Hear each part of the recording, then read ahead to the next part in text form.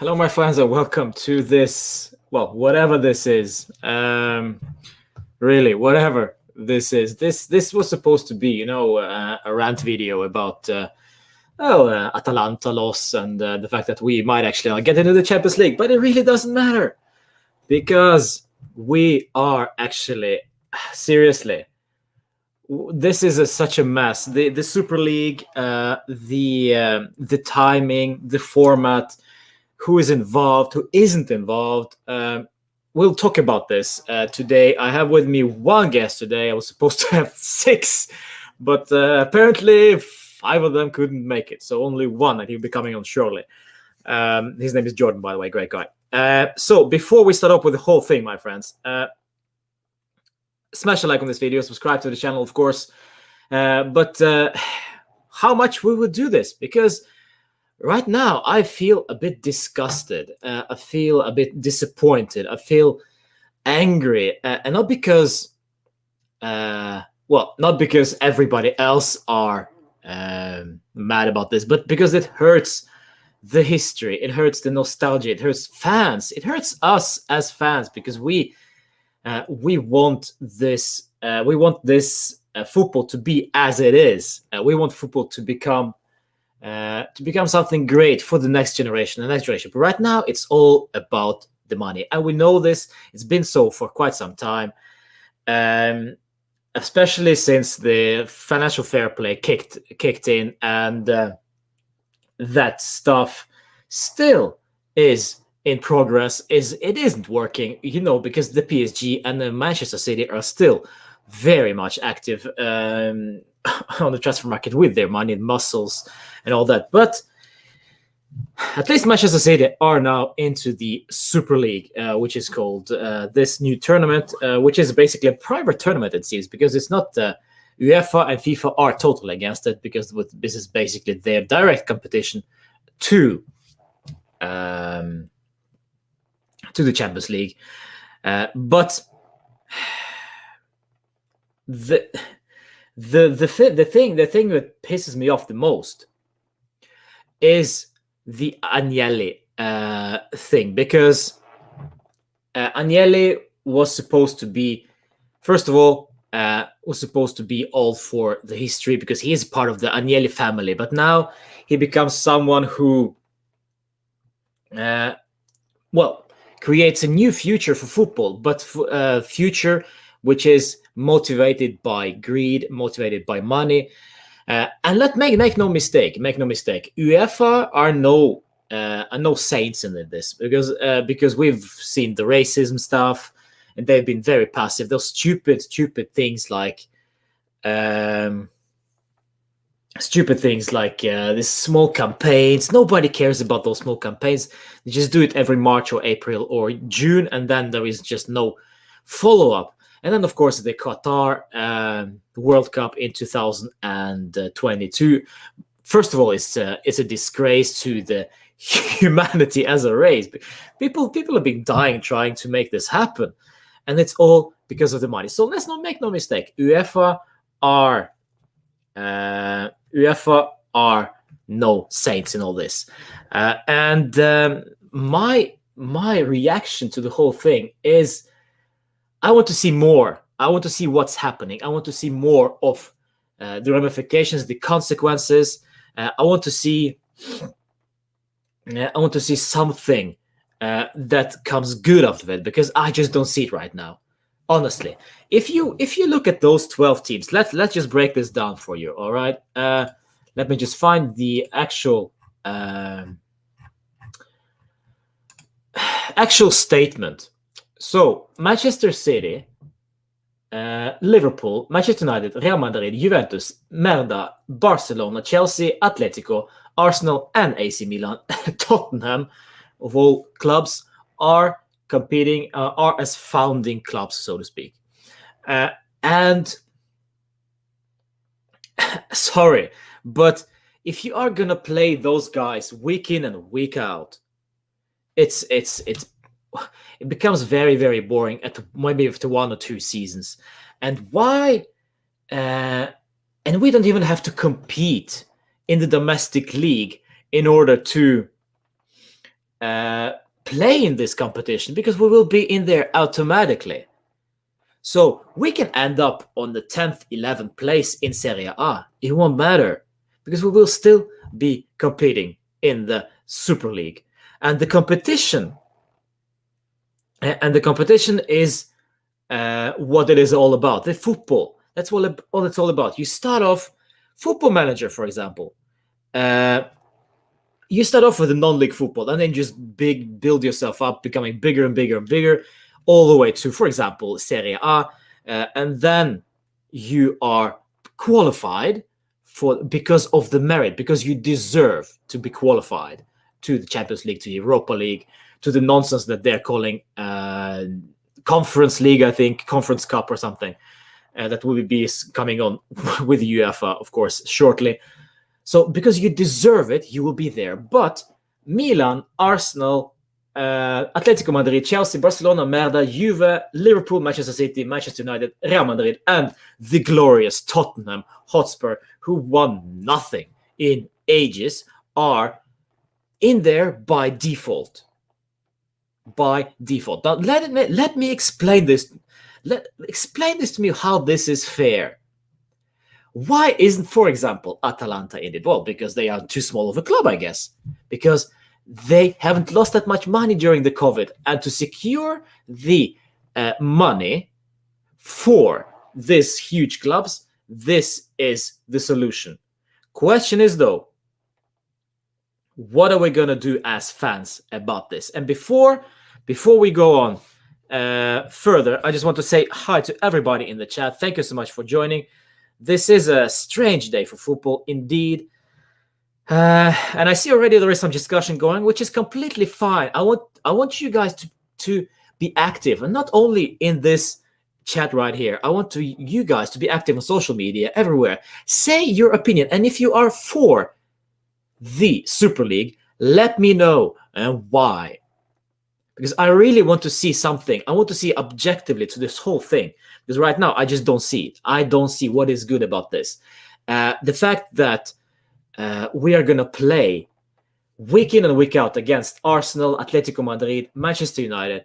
I mean, which means we need to top our side every single week. First of all, that's the first thing. Secondly, well, we are not doing it better for other clubs. What are we going to do with all that money now? We're going to buy all the best players. But what is going to happen with the domestic league? The feeling of fans coming to the stadium. Bologna against Juventus. I mean, Bologna against Juventus is a fixture where the stadium of Bologna, which doesn't come to me right now what his name is, was packed when Juve were visiting. Siena against Juve. I remember those games. Siena against Juve. Siena Stadium was packed. When Chievo Verona, Bentegodi against Juve, Bentegodi was packed.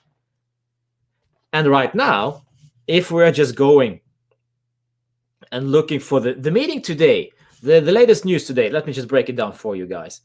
Let's see. Yes. So the Lega Assembly has ended, and Juve, Milan, and Inter, they want to continue in Serie A. But when they plant this seed of cancer, footballing cancer, into the soil of football, do they really think this will go unpunished? No, we want to continue in Serie A. On what grounds? You just basically pissed on UEFA and FIFA. And granted, UEFA and FIFA are the guys who run this Serie A, Premier League, La Liga, and so on and so on. But this is their tournaments, and you create the Super League as a competition to the Champions League, but you fail to realize that this is also has consequences on the domestic level. So whatever you want to do about this, what they did right now is basically plant a seed of footballing cancer. And this will not go unpunished, my friends. This will not go unpunished, indeed. And then, of course, what are we going to do? But yes, Jordan was with me finally now. So let me just invite Jordan into the stream. Hi, Jordan. Hello.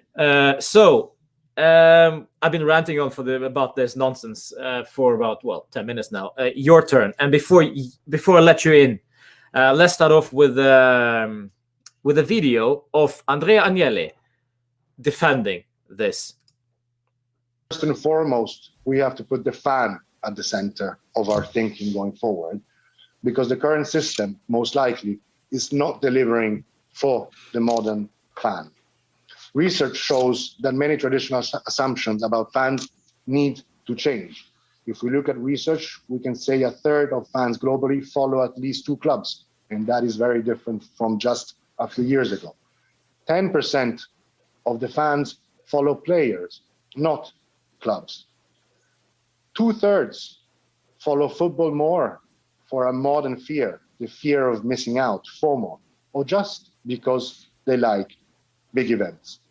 Most alarmingly, though, 40% of the 16 to 24, the famous Gen Z, have no interest in football whatsoever. What does this say?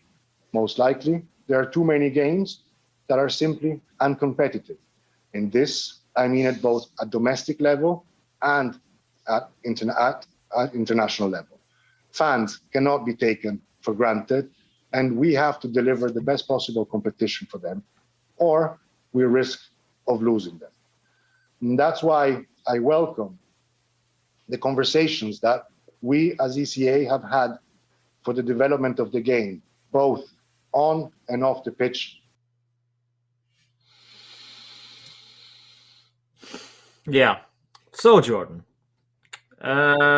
your thoughts on what my president or our president just said?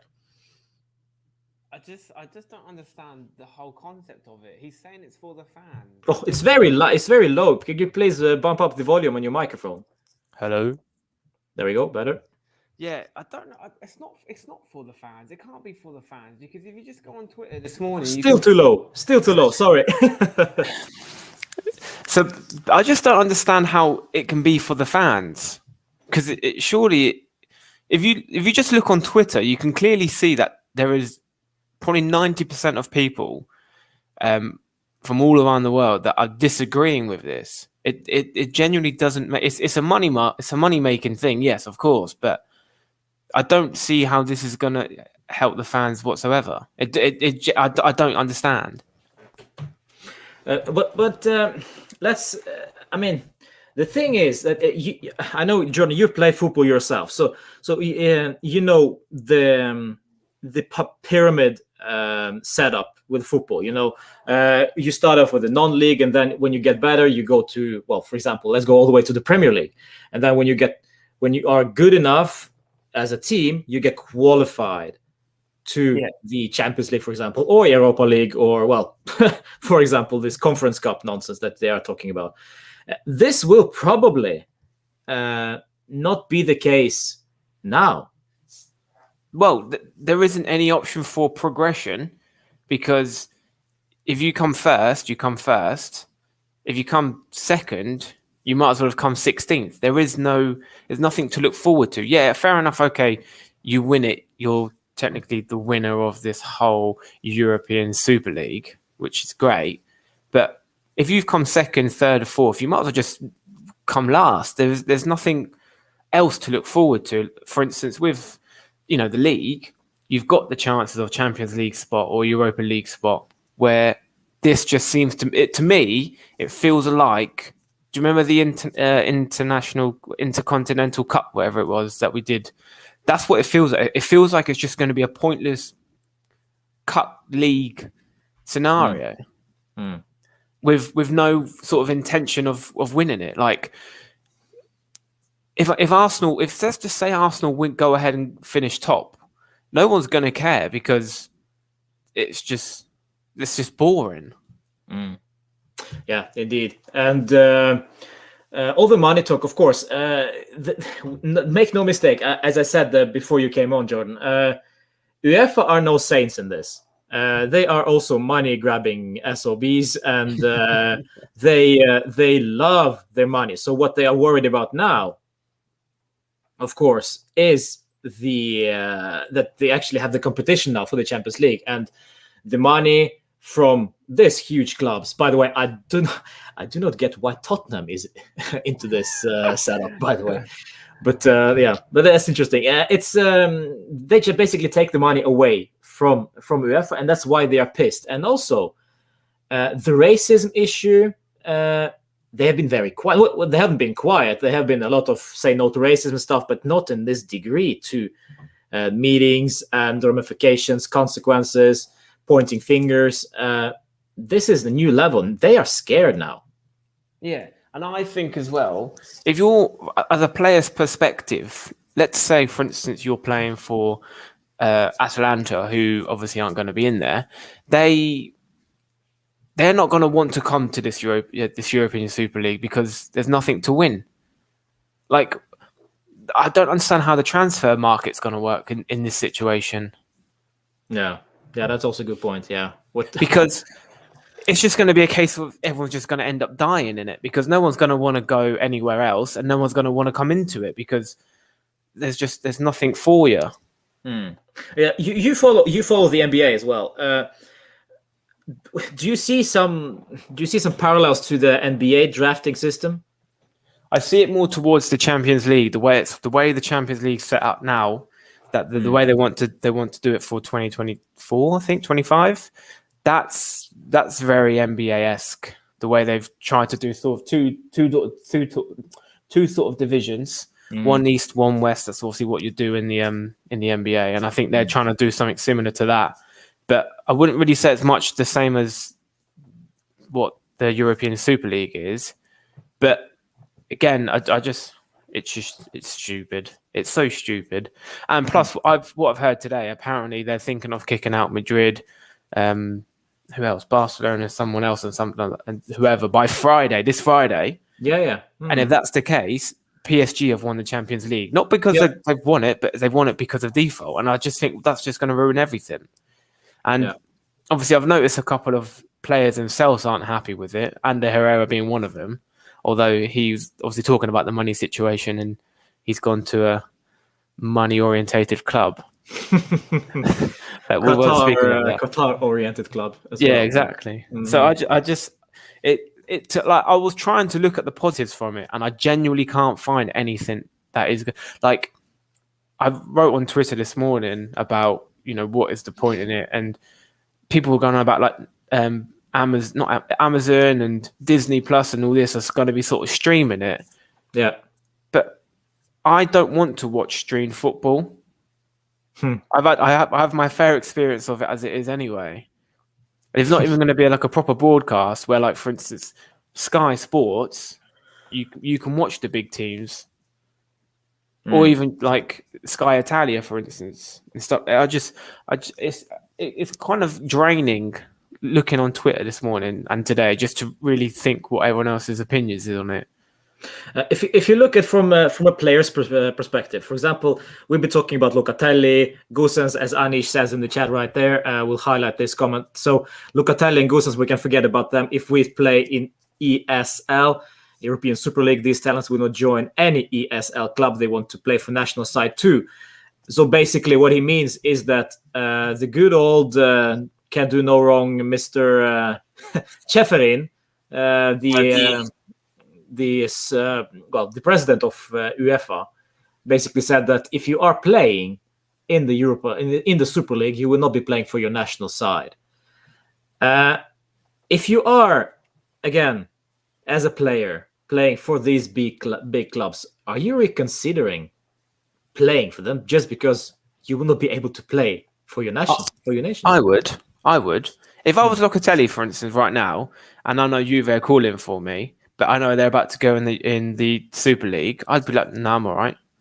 One, I can go and potentially win the league with my current team, and two, I can still play for the national team. Although I know it says that you can't actually play in the Euros or the World Cup, which then still sort of defeats the object, because what else are you going to play it in? Friendlies? that's probably the only option you have of actually wearing your nationality shirt. Because you can't play it in the World Cup and you can't play it in the Euros unless they're going to create some new world league some sort, which wouldn't be surprise me in this day and age with football. I just think it's just like you can see I'm frustrated from it because it's just a stupid thing. I've done loads of stupid stuff, and this tops the most stupid thing in the world. Where do we go from here then? What can we do as fans? Does it really matter what we do? Because they're gonna go through with this. At least they want to go through this. Whether UEFA will allow them to do or not is another thing. But what can we as fans do? Should we just embrace this because this is what's gonna happen?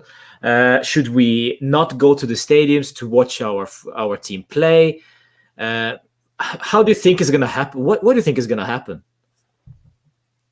I don't know. Like I personally, I would rather go and watch Juventus lose to Benevento and experience the atmosphere properly, rather than going to watch Juventus play Real Madrid for the 6th time in 2 months. Like that's true. Because you'll get the same fans for the whole time, for the whole year.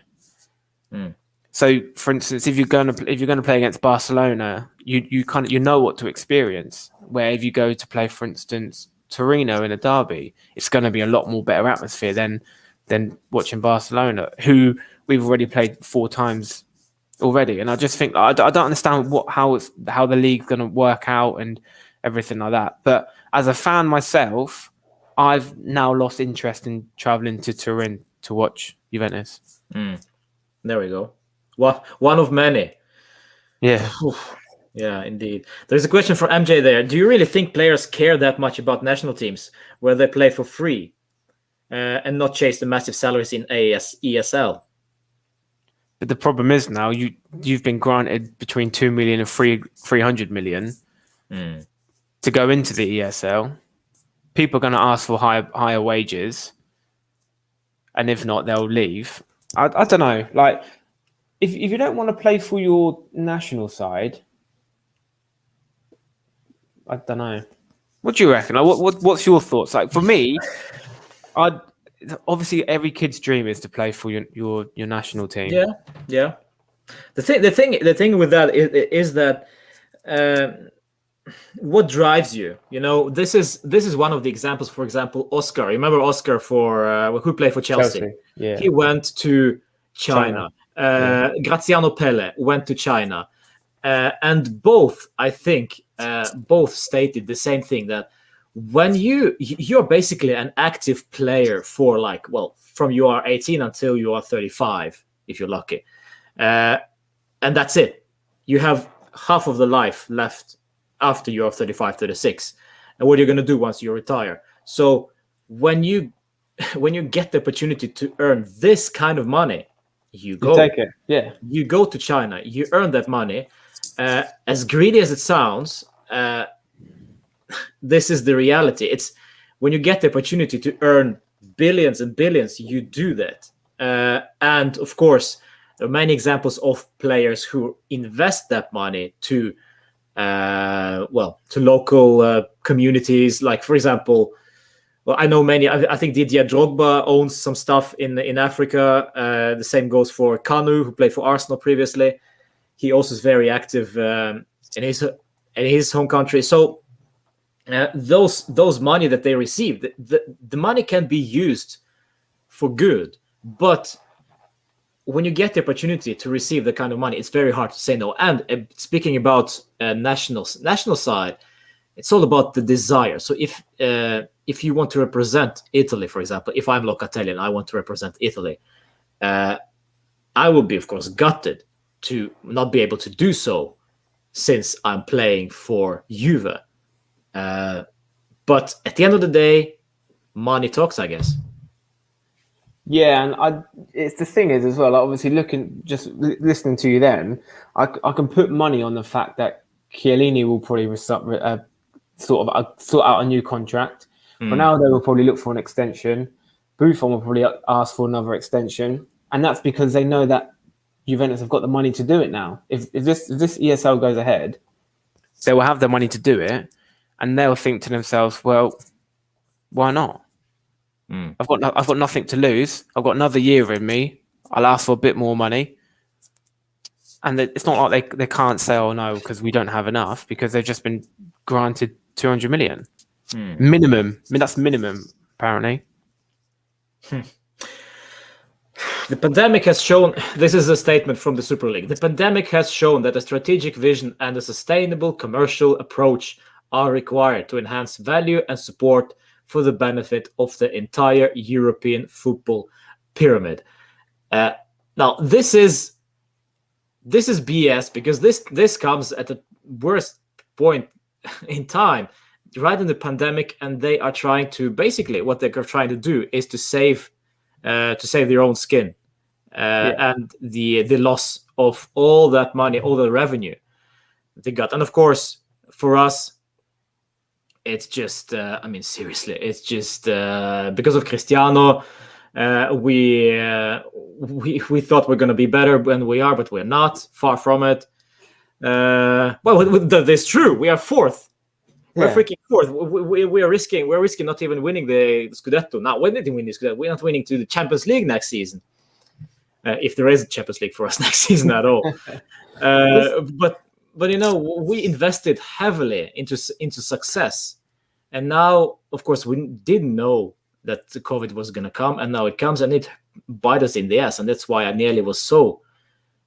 Probably that's why I nearly was so active on the Super League front during the pandemic. I don't know if you agree. Yeah, because I think he's sort of to worry about missing out on earning money. But I just think to myself, I'd probably say since Cardiff final, Juventus turned into a company. Ever since that final, and I remember watching it, and I remember watching all these stupid videos on Twitter of all the media marketing they were doing and everything like that on the lead up to it. And then we lost 4-1. To me, that's when I realised that this isn't a club anymore. This is now becoming a company. And as times went on, it became more noticeable. And then 2018 was it 2018 when we signed Ronaldo? 2018, 2019? 20s, yes. Whatever. that wasn't to help Juventus whatsoever. That wasn't to help the team. That was just to bring Anelli money in. And that's probably why I'm so anti Ronaldo, is because one, yes, he is a good player, but two, we didn't bring him in to be part of the team. We brought him in for shirt sales, for marketing purposes and things like that. And I just think ever since, like I said, ever since Cardiff, it frustrates me when I see some stupid videos, like the drinking video with Szczesny and Morata and stuff. They used a green screen for the stadium when they literally are in the stadium. And I just think that it's just, there's no point. No one cares. I'd rather us go out and win 1-0 and enjoy it, rather than sit back watching this live ahead or here comes the next whatever. I don't know. It baffles me as how they think it's okay. And I've taken myself off the mailing list for the Juventus, because I get an email from the Juventus mailing list after the results are in, because it is just full of crap. Yeah, we lost 1-0 to Atalanta, but here's 20% off our. I don't care. You've lost. Like this is the problem, and I think this is where the ESL is going to sort of fall into it. And I think the first couple of weeks it is going to be like, oh yeah, this is going to be really good, and it's going to be media everywhere. But then when it becomes repetitive, people aren't going to be bothered. What do you think? What do you think the fans, once we, let's say this goes ahead, right, and the fixtures are announced, and the first game is, for example, I don't know, Juve against Barcelona. The ticket prices to facilitate this crap will be astronomical, and after the COVID, I don't think many people can afford those tickets. No, I wouldn't go and watch a game when the ticket costs more than my flight and hotels to go over. Like, I was meant to go and watch Juventus Cagliari back in 2018, I think, or 2017. The first game of the season, and I think 2 tickets was 320 quid. And my flight and hotel wasn't even that much. And I just and this is it. No one's going to want to pay £180 or 180 euros to sit right at the top of the stadium to watch Juventus Barcelona. And the prices have always gone up. And I think this is now just going to increase the prices even more. So what do you think it means for coaches? D-Roll7 asks the question. Their tenors at big clubs will be shorter. Yeah, 100%. For instance, I mean, let's just look at Mourinho. He's just been sacked from Spurs. He's not going to go to another big club.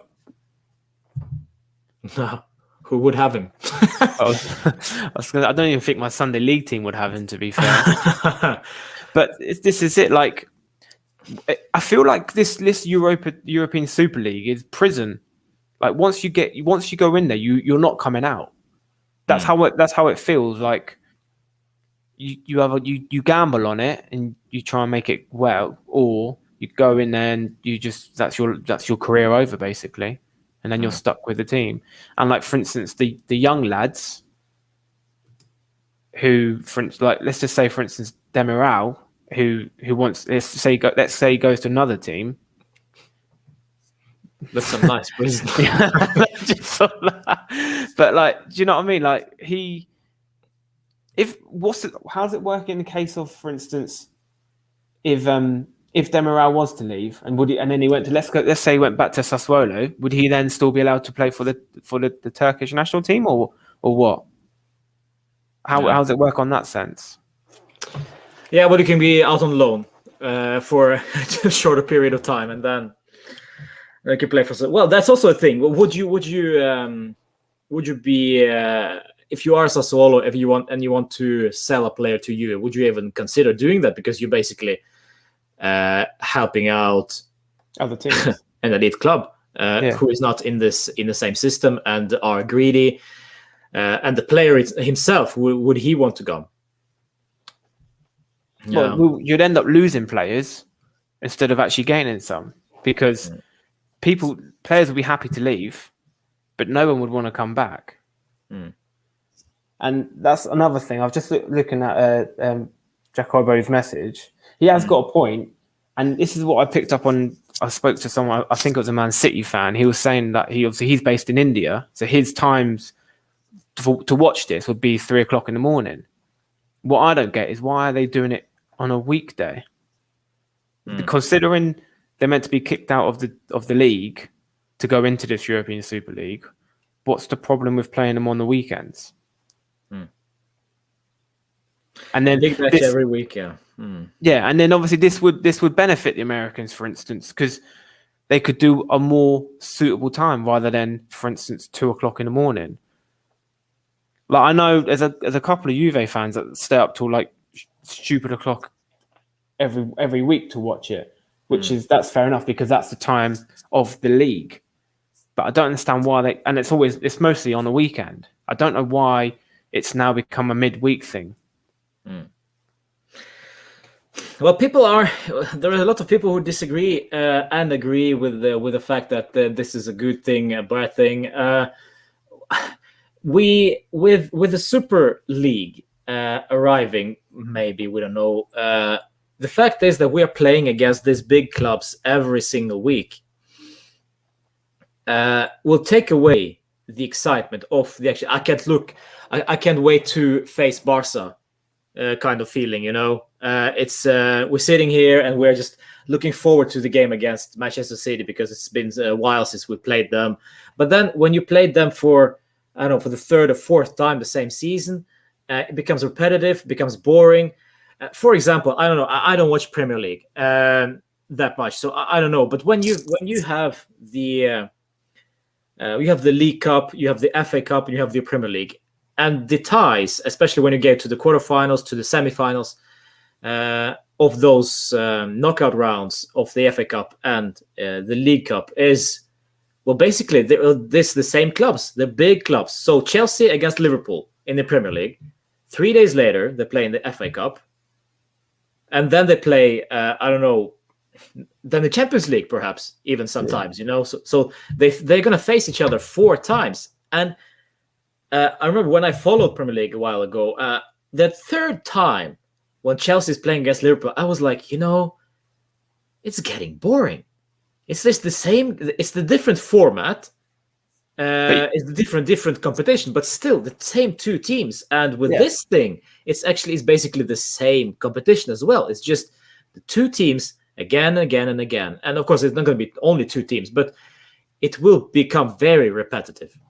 And the problem is as well, they're all elite clubs, and it won't take them long to suss out how they play, what formation, and things like that. So let's just say we played Barca and we won 2-0.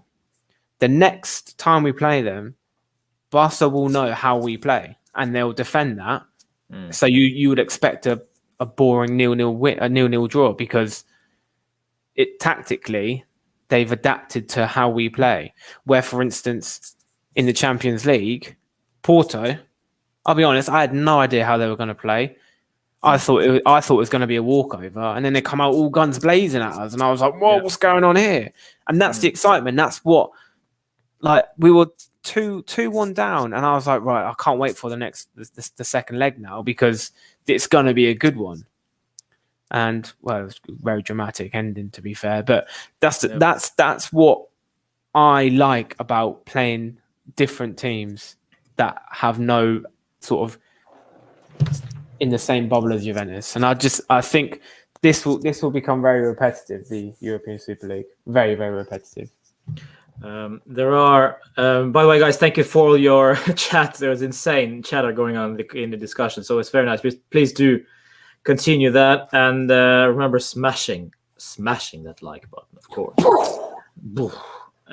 So my good old friend, well, he's not really a friend, but he's a Norwegian manager of a national team. He is tweeted, or basically said today, that in the past few years, this is from the Sportsman, in the past few years, Juventus has been knocked out by Lyon, Porto, and Ajax, which is, by the way, embarrassing. Why do they want to be in that competition? Spurs and Arsenal aren't even in the top 20 teams in Europe at the moment. Well, do you agree with him?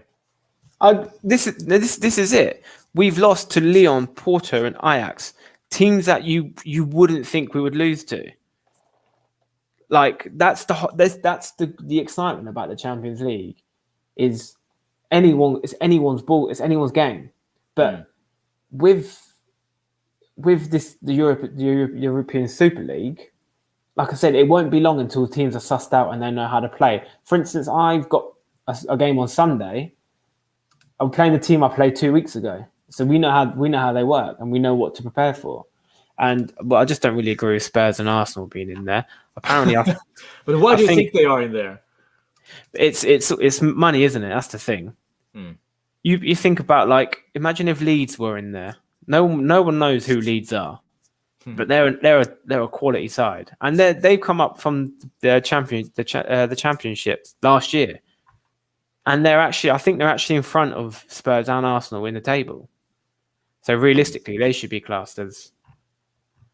Yeah. But again, this also comes down to, like, the Intercontinental Cup. It's only the big teams that do it.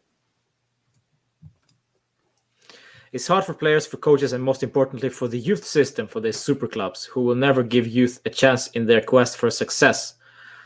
All for this being once in 4 years. Yeah, interesting point. I think, however, in regards, if I can answer this one, I think this will be almost twofold. I think Juve will play, if this is going to happen, Juve will play their A side, so to speak, in the Super League, and then they're going to play their B side, because it doesn't matter what we're going to do in the home, in the Serie A, basically.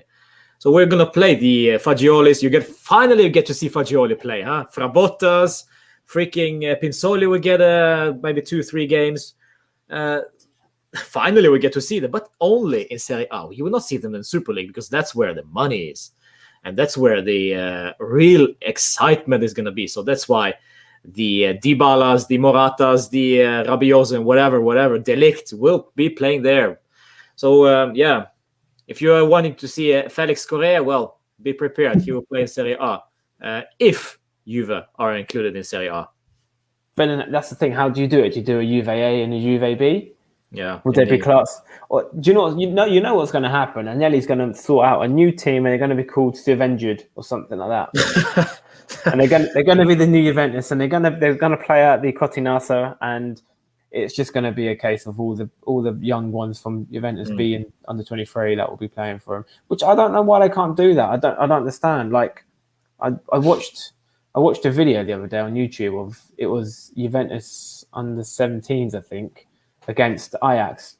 Big old Dragusin was in there as well. Oh yeah. But it's good to see like the progress come up. I think it was back in a couple of years ago, but he's obviously made his way up into the first team, let's say. But how's that won't happen now for the younger ones? They won't get the chances to play with, like you say, Morata or Rabiot or Pinsolio because he's an absolute goat. But that's the problem, man. I think they focus more on now rather than the future. Although they claim it's for the fans and it is for the future and stuff, I don't think they're thinking about that. Question from MJ: how is it different from UCL right now? Well, the difference is that you get qualified to play in the Champions League based on your performances in Serie A, while the Super League is just you're qualified because you have the balls full of cash. That's it, and nothing else. So you can play the Fagiolis, Felix Correa, Pinsolios, freaking I don't know. Just bring back Khedira. Let's let him play. Just because we don't care, and the excitement of qualifying right now, before this happened, the whole nonsense began. We are biting our nails at the top four. This is exciting, actually, right? As much as we hate it, we want to be at the top. We don't want to see Merda win this. Far from it, but it is. Let's be fair. It is exciting what is going on right now in the Serie A.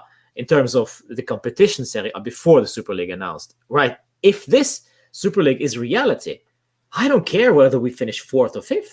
And this is what's going to happen every year. It's going to be a case of we finished 4th. Let's say we won't even bother turning up for the rest of the season because you're not going to get relegated, and you're not going to win. So there's no point playing it.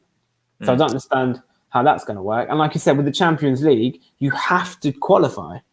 If you're in 4th or 5th and it's last 2 games, you need to win them to qualify. And if you don't, you miss out. It's just stupid. I also heard as well, apparently I think it was Graham that was saying to me that there's teams that are getting relegated in the Premier League are earning more money than the champions of Italy as well. Like it's just obviously I was just reading Farid's comment, so that's it. Like the winner gets 500 million. Yeah. What are you going to do with 500 million? Well, you're going to buy all the Locatellis in the world. Well, that's it. And then what's next? You're going to play against loads of really bad players because no one can afford it because they haven't won the ESL. Yeah, that's actually a good thing. Very good point there.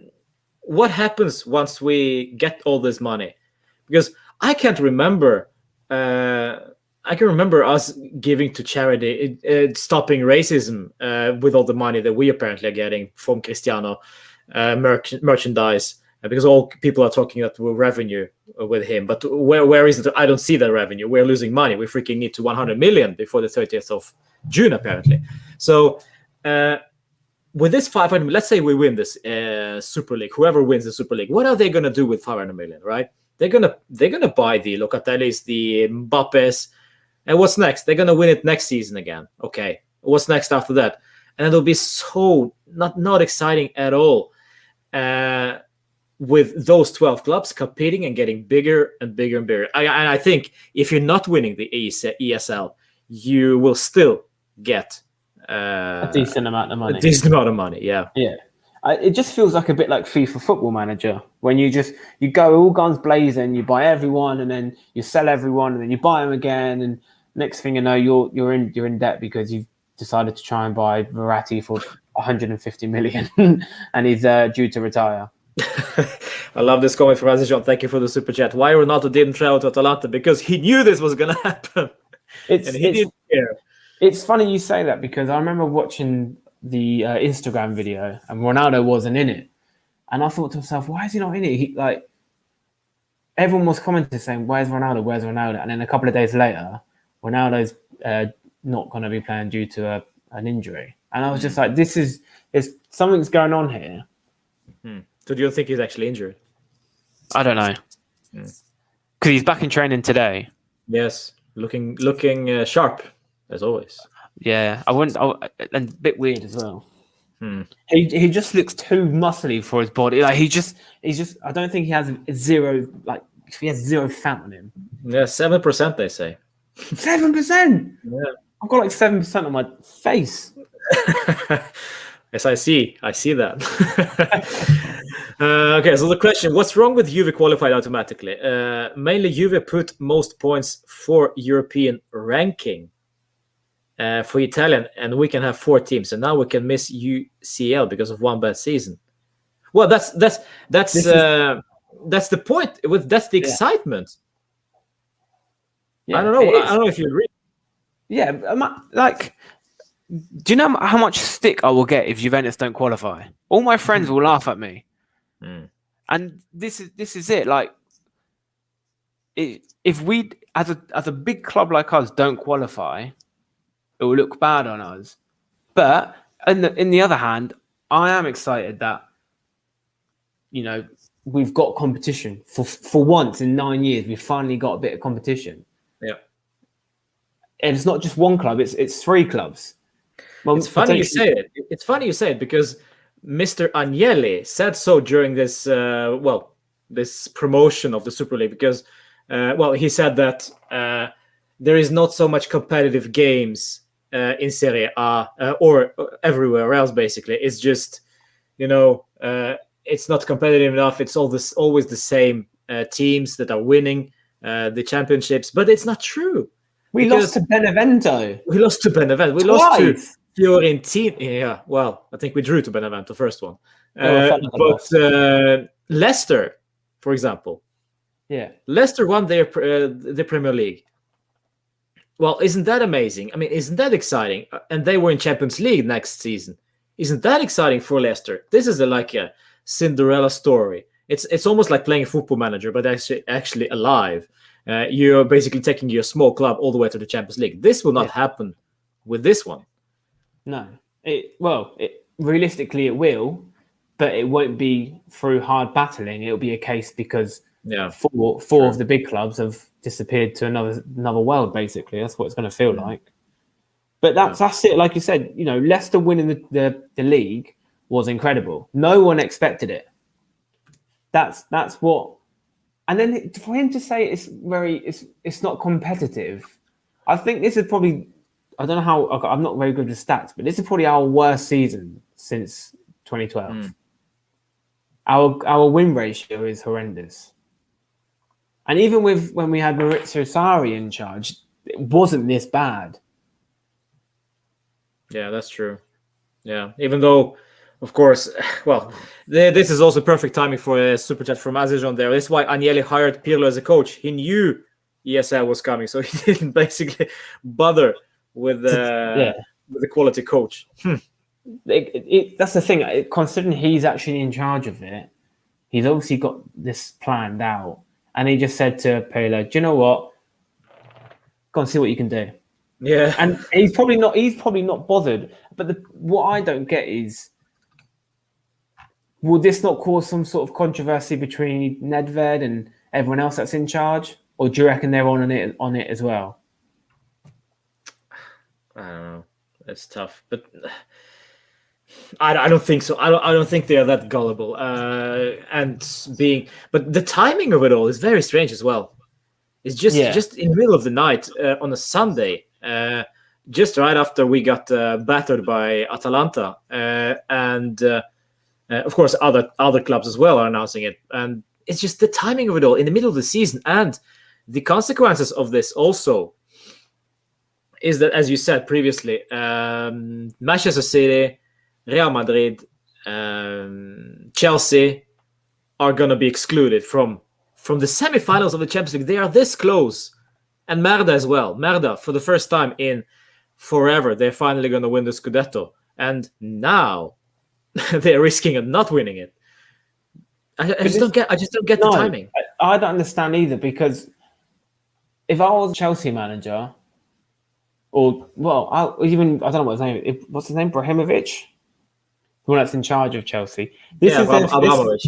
Yeah, this is like not their only chance. But when was the last time they won the Champions League? I think it might have been 2012 when there's Drogba. Yes, I think so. Yeah, well, I don't remember the date, the year, but yeah, they won. But that's the last time they won it. Is he really just willing to throw all this away just for £200 million to put this team in the European Super League? Yeah, Friday will be a good day, only because that's when we'll know for definite what's going to happen with the clubs, and that's when we just start tweeting congratulations PSG for winning the Champions League by default. No. As long as Merda not win the Scudetto, though, let Atalanta win it, because that's what it seems like. I heard something as well. I don't know what it was, but I think Agnelli was saying that they won't. If Merda do win it, they still won't get a trophy. I don't know what that was about. But apparently, if they win the league, they're still not going to get the trophy. I don't know why that was. I don't know if that was just some weird stuff on Twitter, but it all adds up to this now, doesn't it? Really, because if they're not good, they can win the league, but they won't get the trophy because they'll be going into the European Super League. Well, the FIFA. Do you play FIFA? Yeah, I try not to, because I've broken all my controllers. Well, you won't have to, because Juve will not be in it. Not even Piemonte Calcio, I think. It's just everything's so money orientated, and I hate it. Like FIFA, what? See, it all went downhill when Pez took ownership of Juventus.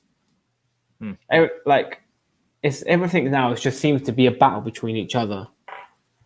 Like Pez against FIFA, UEFA against Agnelli, Marks and Spencer's against Audi. I don't know if you've seen that, but Marks and Spencer's are gonna sue Audi because of their cake.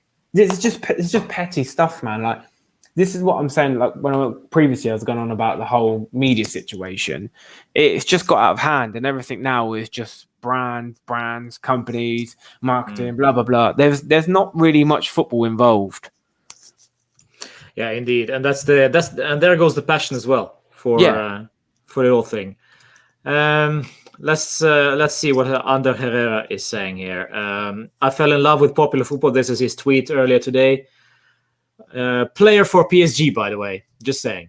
I fell in love with popular football, with the football of the fans, with the dream of seeing the team of my heart compete against the greatest. If this European Super League advances, those dreams are over. The illusions of the fans of the teams that are not giants, of being able to win on the field, competing in the best competition will end. I love football, and I cannot remain silent about this. I believe in an improved Champions League, but not in the reach stealing what the people created. Funny. Which is nothing other than the most beautiful sport on the planet. Well, I don't know. It's sorry. I mean, Ander Herrera, let's not take anything away from Ander Herrera. He's playing for PSG. It's not his fault he's playing for PSG, and the PSG were doing whatever they're doing. But I get his point. However, I don't know, Jordan, what do you think about this? Do you agree with him? Of course, this is, of course, a standard tweet of a player who isn't involved in the Super League because, well, not yet anyway. Their invitation is pending, I think. Yeah, I do like what he said, and I think more players need to make their voices heard.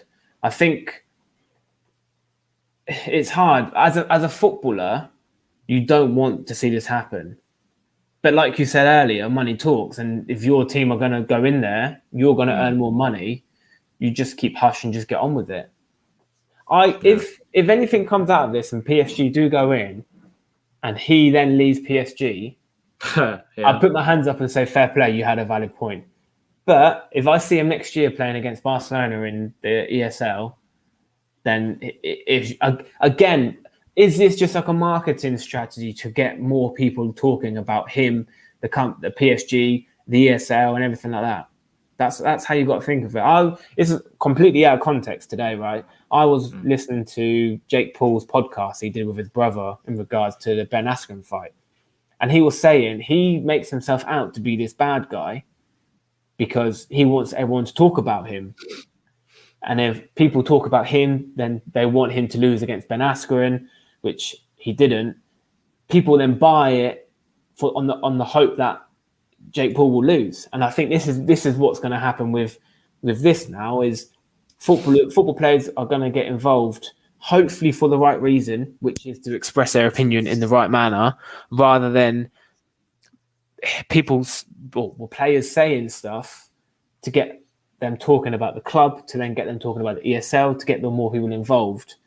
So as you can see, it snowballs from one tweet to the team, to the money, to the Super League. It carries on like that, and that's obviously it's happened because look how many people are talking about it today. Yeah, true. True indeed. As much as we respect Agnelli, he was literally the head of ECA till yesterday. Yes, he was. The person who represents 200 European clubs and stands by their opinion, and he resigned yesterday. This is embarrassing. Yeah, what do you think about Agnelli and all this? I think it's kind of take a stab at it. It's kind of like revenge, isn't it? Like how can someone be in charge of 200 clubs and then resign and then try and start something new up? He must. He must have known about this for a while. But like you said, but for it to come out overnight on a Sunday night, that's another thing. It's come out on a day, the start of the week. Bosh, he's there. He knows what he's doing. He like again. He's very sort of media orientated, and like he knows what he's doing. On the side of marketing, business side, I wouldn't really necessarily know as much about football. Yeah, and that's also the dig people are taking at the clubs like Arsenal and Manchester United. The guys in charge basically have no clue about football. They are businessmen. Glazer hasn't got a clue. I don't even think he knows how to kick a football. And do you remember the time ages ago when he took over and I can't remember, there's a video of him throwing money over the Old Trafford Stadium or something like that. That just goes to prove that you can have as much money in the world and you can own whatever you want, but you don't necessarily need to know what it is. And I think that seems to be the situation with Man City, PSG, Juventus, all the big clubs. They've invested all these money. All these rich people have invested money into the clubs, and they don't really know what it is or what they're doing. Lukas Podolski, the great guy. Today I wake up to crazy news and insulted my belief football is happiness, freedom, passion, fans, and is for everyone. This project is disgusting, not fair, and I'm disappointed to see clubs I represented involved fight against this. This is from Lukas Podolski. And now we have Jurgen Klopp himself.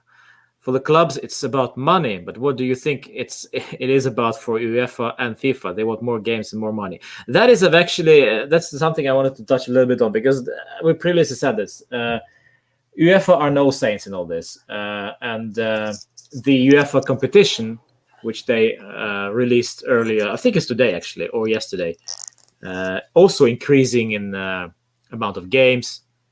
More clubs will be included in the Champions League, which is basically not the Champions League anymore. It's I don't know what that is. A team league. Yeah, it's it's a tough one. It's a tough one to swallow, of course. But UEFA and FIFA really, they're pushing this through. They're still continuing with this UEFA Champions League nonsense, expanding this one on the, even though Super League is the competition to this tournament. But it is about money, and it's always been ever since Abramovich. You mentioned Abramovich for Chelsea. Ever since he arrived at Chelsea, that's when it started. And the salary cap, they were proposing salary cap, that never happened. They were proposing financial fair play. Well, we know how that went. They were proposing the fee. Basically, they will stop the value of a player at on some certain amount, but that never happened. So it's, at the end of the day, it's all about the money. And we know, of course, Sepp Blatter, Platini, all that nonsense. So yeah, it's all over the place. There's a lot of obviously going back to like the financial fair play and things like that. Man City were the worst for it, and they weren't. I don't personally think they were punished enough for what they did. Mm. But that's it. I mean, in a way, how many sort of people, or how many businessmen? I'm just like thinking like Man City, for instance. They've got four teams, I think, 3 or 4 teams. They've got Man City, then they've got New York.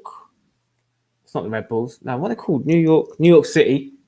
Yeah. Then they've got another one that I don't know who it is, what's about. But yeah, the Miami FC or something. They Beckham into Miami. Yeah, they just chuck money at anything, and I think that's what it just seems to be now. And for me, that's kind of when you lose the love for football. But just looking back at Podolski's comment compared to Herrera's, to me, I can sense anger from that. And I don't know if it's because he's put the emoji in there, but for me, yeah, probably that's why. Yeah, but for me, that to me, it seems more realistic than a tweet from Herrera, which looks a little bit staged. That's why I'm a bit like sitting on the fence with that one. But with Podolski, you can kind of sense the rage that he's not happy with it, considering his teams that like you said, the teams I represented and involved. That just goes to show that he loved to play, not to earn money. And it's funny. That's kind of, I don't know where he plays right now. He plays at some backyard Sunday league football right now, but it's almost like almost irrelevant players. I saw Mesut Özil also tweet something this morning. Lucas Podolski, previous Arsenal players, the whole bunch of them. But I see nothing from the Messis, from the Ronaldos, from Holland. I see nothing from Jurgen Klopp now has spoken a little bit. And to be fair, I mean, if you are playing for Juve and you represent this club, which is a part of this mess, why would you tweet against this? Because you're basically going against your employer, your club. Yeah, realistically, yeah, and that's probably the thing. Maybe they're too scared to say. But you would think someone like Messi and someone like Ronaldo, if they were to speak up and say, I'm not happy with it, that would get people's heads turning. But because they haven't, no one's really sort of speaking about it. No one really cares about Ozil. No one really cares about Podolski. No one really cares about Herrera. When you see a big name say it, that's when things will start making the difference. Like Messi was happy to go on about the whole Catalonia Barcelona sort of breakup situation, but you would have thought he would have jumped in on something like this. But then again, why would he when he's getting paid 6,000 million euros or whatever it is a day to play football? But you could argue the fact that he is actually bigger than the club. Oh yeah, 100%. Yeah, Twitter can tell you that. No, but there is also a thing that you have to. Sometimes you need to take a stand against something that you're completely against. For example, greed. For example, racism, and all that stuff. But when you keep quiet, it doesn't necessarily mean that you are for racism and for the Super League, but you're just probably maybe even somebody told you not to tweet anything. Maybe this is like club's statement to all the employees: shut up, don't say anything. This Or is you what won't we're get going to paid. do, and that's it. And you are basically a prison of your club, and you're not allowed Yeah. to say anything. I hope that's not the case, but I won't be surprised if it is. I can see where you're coming from, and I can see that being, sort of along the lines of that. I mean, do you remember I don't know if you saw the Phil Foden to Mbappe tweet? I think so. Yeah, remind me. Phil Foden's Twitter management uploaded a photo saying, "Are you ready, Mbappe?" Oh yeah. And obviously Foden wasn't happy with that, and he sacked his team. And I think that's just an example of obviously what you were saying about being in sort of prison in your team. Is you have to be so careful with what you say now, because it can be taken out of context so quickly that it can either make you look good or make you look bad. And I think that's why some big players are quite scared to say how they really feel, in case people take it in the wrong context. But then you've got players or ex-players like Gary Neville, who is furious with the European Super League. He's calling them scumbags and everything. Like, he was so angry with them, and you just kind of, it's the thing is, you look at the people that have said it compared to the people that aren't saying it, and like you said, it's mainly the ex-pros that's saying it, or the older generation, let's say. And that's actually, let me just say one thing. This is actually quite interesting also. If you are an active player in the peak of your career, if you say something against the Super League, you are basically destroying your own future. Yeah. And you will not join one of those 12 clubs, for sure. No. If Chiesa was like, I don't really fancy it, I don't really like it, there's no way he'll be wearing a black and white shirt ever again. Indeed. And that's what it's come down to. And I think, like I said, it's not football. It's a business now, isn't it? Yeah, there's an interesting point there from Hush. Obviously, Cristiano will leave. He loves his country more than anything. Do you think he will leave, though? Based on this, he will retire before the European Super League comes into place.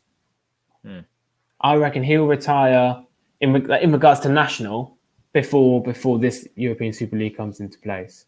The reason I say that is because, one, the way he'll play it will be more sort of mutual agreement for both clubs, the national and Juventus. And if he was to say, I'm not doing it, I'm not playing for Juventus, I want to play for my club, that should be the first step for other people to say it.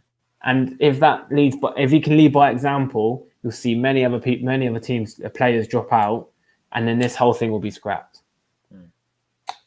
Because you wouldn't like, but then again, he doesn't get paid to play for the national team. I'm not sure. I think, well, you get some bonuses, I think, but it's not much. But for him, I mean, seriously, it's like peanuts. For him, it's a drop in the ocean. Yeah, but this is what you were saying to earlier. Obviously, you're coming to the end of your age of playing football. Do you make as much money as you can and play for Juventus in the European Super League, or do you just think, do you know what? That's it. Yeah. I'm just going to play for the national team and just retire. And the only thing I do like, obviously, I meant to pick up on it earlier when you were talking about it, is, you was going on about Oscar and who else was it? And the other the Pele, Hulk. Pele, yeah, that's it. There's none of them out there have set themselves something to do after. And I remember reading this, and I've always loved him. And now ever since I've heard this about him as well, I've even loved him more. And that's Chiellini getting a master's degree. And because he specifically said football isn't for life. Once you retire, you still got 30 years to do something. Yeah. So let's say he retires now. He's 34, 35? Well, he's 35, 36 or something, yeah. So he's still then got another 20, 30 years of somehow making money to support his family. Even though he could be an absolute millionaire from football, and he can Yeah. just retire and just not do anything, he still has the option to go. I think he was actually teaching, if I remember rightly. He went into teaching, or he's got a degree in science or something like that. And I think that's what the young players should be looking at in case something like the European Super League does happen. Yeah. But then again, as I said previously, when you get that kind of money, when you're that blessed with the amount of money in your pocket, what are you going to do with that money? You must invest into local community or something in order to facilitate something for yourself, for your family, or whatever. But when you sit on that much amount of money, for example, let's not talk about Cristiano. Let's use somebody else. I mean, let's go Haaland. Messi, for example. Messi, yeah. Well, Holland is another. Yeah, he's not. He doesn't care. But I mean, you have to do something with that money in order to invest them. And for the clubs, for those 12 clubs in the Super League, if we're getting back to that, they will have so much money based on this. If this is going ahead, they will need to do something for the infrastructure of the communities. Already, Juve have been using their money for Juve Academy all around the world. They've built out the area around the stadium. They built a new stadium, which is owned by the club. I mean, they at least they did something, but I'm not so sure that every club will do that with that money. I think some will see this as a greed, and of course, those who are in charge, for example, Gazidis, and I don't know who's in charge of Liverpool, but will they do anything with that money? I'm not sure. I think they will just put it in their pocket and just go. Yeah, and you'd think with all the crises that are happening in this world and all the money that these players are making, you at least somehow think they'd invest into sort of helping and like the world, let's say. Like what gets me is, this is again completely out of context. We've got, like, for instance, Liverpool or Chelsea or Man United have all got all this money, but they're not doing anything to help the plastic in the ocean. Yeah. Then, oh yeah, it's all well and good doing the shirts and stuff, but I can't see how they're earning. Let's just say they earn 200 million from this ESL. Even if they just put 100 mil in, well, not even that. Even if they put 10 million into helping sort of recreate the ocean again, that would, to me, would be a lot better than signing Cristiano Ronaldo. Because they're thinking more of them, of everyone else rather than themselves. And like you said, what are they going to do with 500 million euros in their pocket? Well, there is, as MJ says, there are elite clubs need that money to at least maintain current standards. All elite clubs are in deep debt. Well, with this 500 million or whatever, let's say they get 100 million, 200 million every season, the debts will be erased by 3 seasons, and that's it. Yeah, and then they will grow with the revenue, and of course, to remain on that standard, I think you will, as we said earlier, I don't think you will be kicked out of the Super League. You're staying there. You're staying in, as you said, prison, because you are an elite club. So the money will come, whether you play with whether you play with Locatellis, with Cristiano's, Mbappe's, or whether you play with Fagioli or the youngsters. It really, I don't know, it really doesn't matter with the Super League either, actually. Of course, competing all the way to the end of the Super League will get you more money, but you can always try next season without even trying. Yeah, and I think obviously what MJ was saying is correct. You know, you need money to maintain the current standards, but it'll be a catch-22. For instance, you can have the money to, like you said, to maintain the standards, but the chances are whoever you sign next are going to want double of that because they know you've got the money. So although, let's just say, for instance, Ronaldo's on 30 million now, him knowing we're getting another 200 million, he's going to be like, well, you've got enough to pay me, I want an extra 10 million.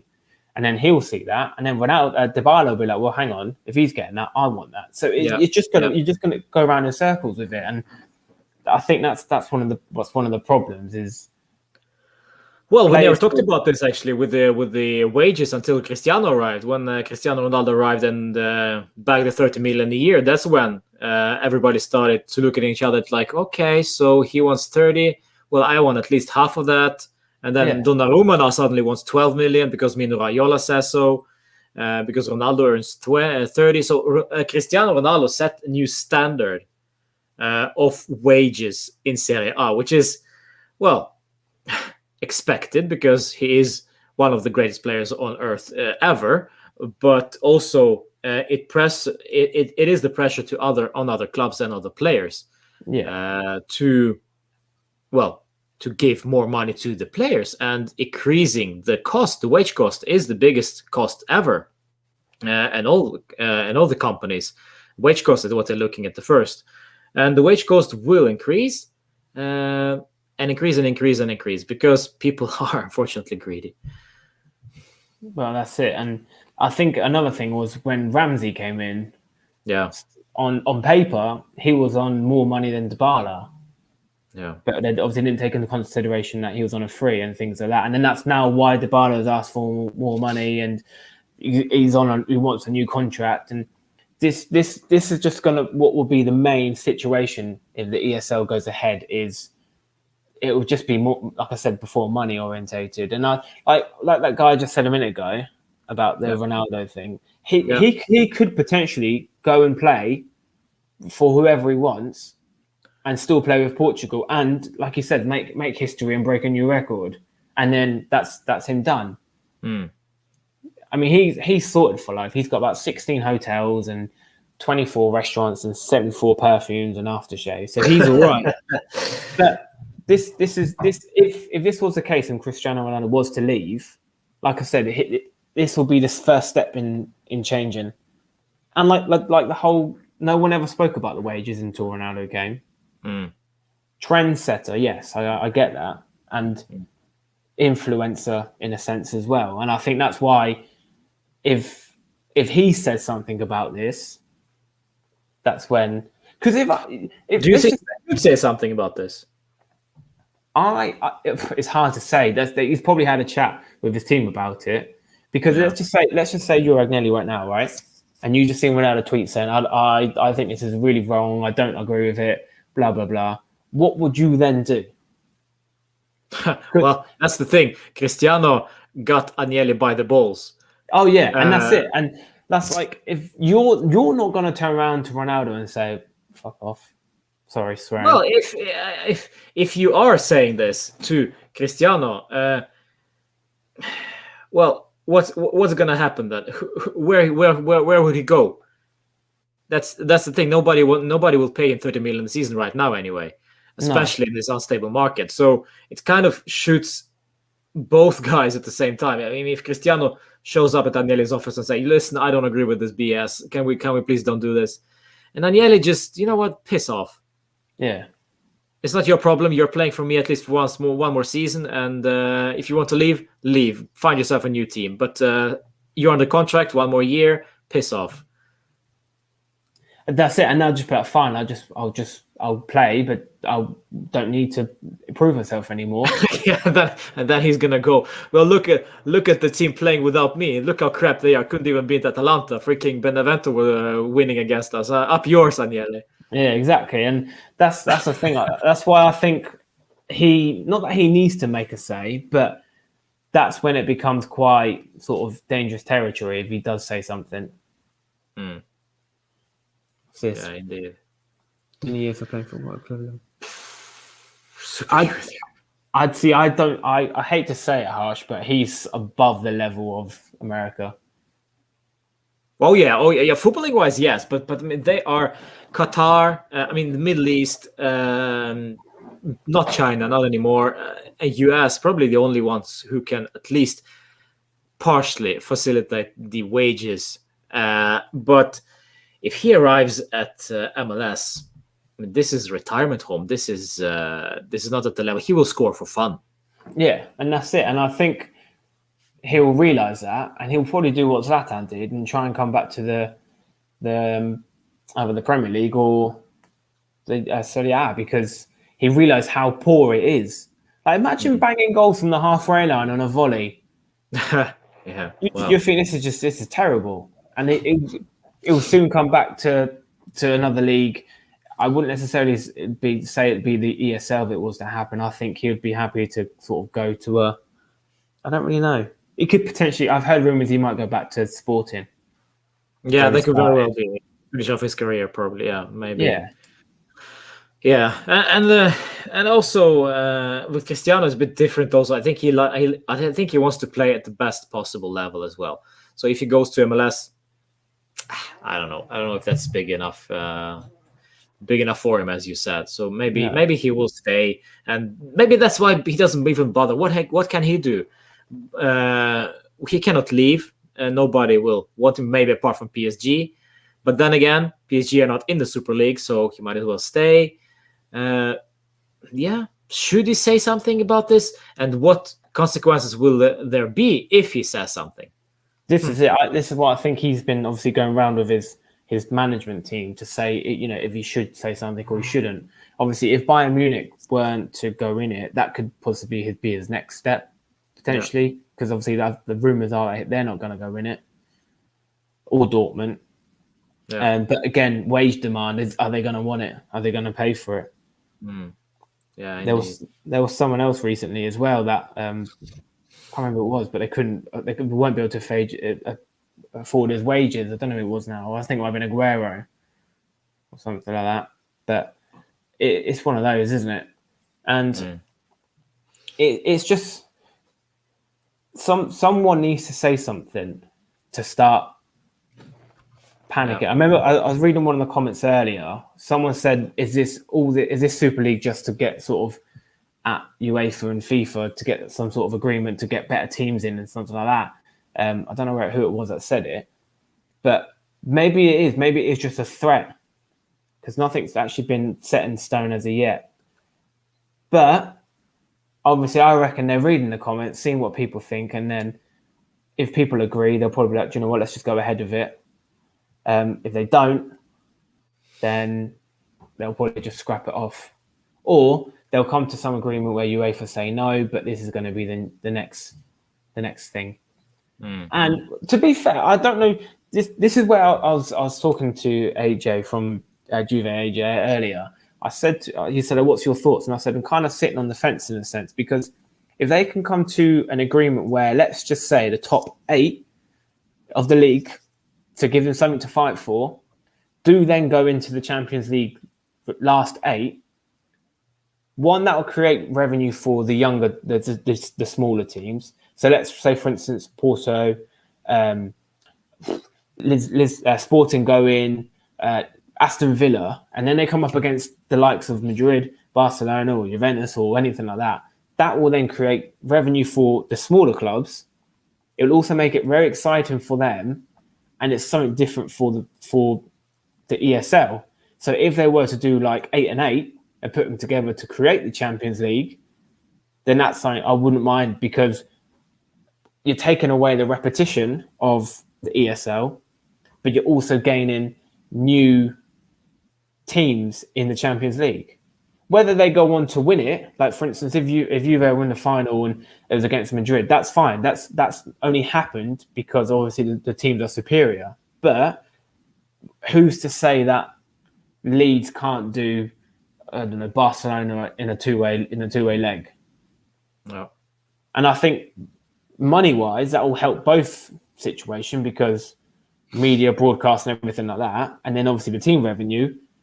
That's something they should look into, not just completely scrap the ESL teams into just staying in the league. I think there should be an option of where they can qualify to go into, even if it's, I'd say that the last 8. Yeah. But then again, are you going to get people saying, is it fair that they don't have to go through the whole Champions League procedure and they can just go into such and such, whatever? But that's it. Yeah, it's I just saw the tweet from Fabrizio Romano there. Serie A clubs meeting is now over. Juve, Milan, and Inter have announced their intention to stay in the domestic league and play in Serie A. Also, if they are now part of the Super League. UEFA will fight to ban Super League clubs also from the domestic leagues. It's a mess. Oh, what, so they've just agreed to go into the European Super League? Yeah. Or the- No. They will be banned from the domestic league. So we will not be playing in the Serie A. if Super League is going ahead, we will not play in Serie A. So that badge on your right shoulder means nothing now. No, that's a BS now. Do you not know your left and right? Yeah, no, it's a mirror. That's it, and that's another thing. That kit, without those two logos, would just look boring. Yeah. Well, no. Just you wait. We'll get Disney Plus over here. Hotstar on the right. Right here, yeah, and then you have maybe Nickelodeon Junior on this side in the future, and then Amazon written across the back. I was like, oh yeah, indeed, they will be coming. No worries. The JP Morgan, of course, all across the Jeep. Yeah, that's it. It will just literally be a car, just a Jeep chair. Yeah, indeed, yeah, a car, a Maserati. Yeah, that's it. But indeed, it's gonna be stupid, but you just the problem is, do you know what's gonna happen? We're gonna go into this European Super League and we're gonna have the best kits you've seen in a very, very long time. It's just our luck. We're just gonna have like really nice kits that we'll wear and they won't mean anything because it's a waste of season. This is also a good point because when we struggle, well, let's say we'll struggle, but this year at least we're struggling. But for the last 9 seasons, this one right here, this was what I wanted. I wanted the Scudetto badge on the shirt. I don't care. Before the Super League nonsense, I don't care about the Champions League. I knew we were never going to win the Champions League this season, so why bother? But the 10th Scudetto in a row, who can match that? No. But I mean, this one, I want that on my shirt. What I'm gonna get now, if by some miracle Juve are winning the Super League, we're gonna get one Amazon sticker probably, the golden one, and then you have the number 2 if you win it 2 times, 3, and so on and so on. Yeah, and that's it. I just like I think I've got 2 kits without the Scudetto because I didn't pay for it because I'm tight on money and I'm a bad guy. But it just makes the kit, and I hate to say it, and it will kill me for us not to see the 10th one in a row. And I don't know why we went for such a boring, useless manager. Considering this, I would happily lose the next 3 league titles next year, but this one will probably hurt the most for. And not just for me, but I think for a lot of fans, this will hurt the most because when you think, right, this is it, let's go all guns blazing, let's get what we can, and then we end up with Pirlo and 62 points with like 12 games left of the season, if that. Oh, it's a mess. It is, and you know what? All that I'm starting to think about the change of the logo. You know, this one that we had before, and then we're this right now. All this is just part of the bigger problem, bigger issue here with in terms of money, in terms of revenue, in terms of marketing.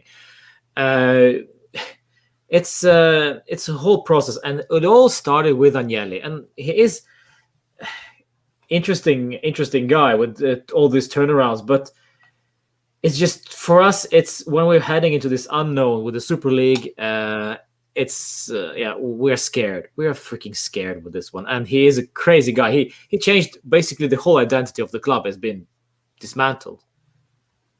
Yeah, it's and that's it. I think the whole rebranding of the logo was not needed. Personally, like you've got my initial on your t-shirt right now. Yeah, well done. That's it. That's what it looks like. But if the old crest that we used to have, I used to love drawing that because it'd be so hard because I could never do the horse properly or the zebra. Sure. Yeah. But now I can literally look. Watch this. I've got pen and paper already. Yeah. Done. Look at that. Yeah. Yeah. Well done. Good one. Yeah. Yeah. That By the took way, me- I'll show you something. My 4-year-old kid made this out of beads. The glue bead things. Yeah. He I did bet he this. could, and I bet you couldn't do the one that's in the corner to your right. No, he even does. That's the scary part, Jordan. He doesn't know what that is. He doesn't. No, well, he does. I explained to him what it does, but he doesn't understand that this equals this. Because for him, this is Juve. This Yeah. is something different. This is something completely different. So That- welcome to the new generation of football fans. This is it, and we are old, grumpy old men thinking about the nostalgia and all that. And yes, I see the point with the logo has been changed multiple times, MJ, but not to this degree.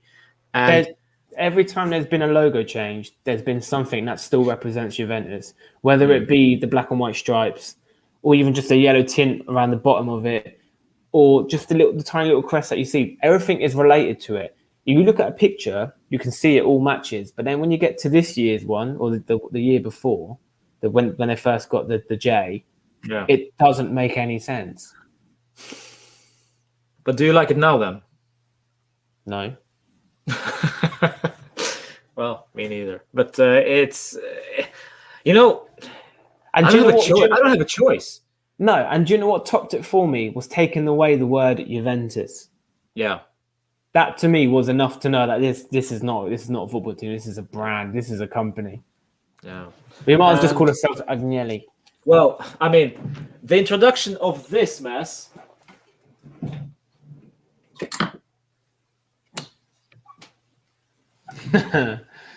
I would happily wear that logo than the one you've got on now.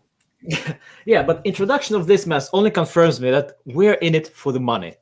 Yeah. And money runs football. And this is just Super League is multiplied with this.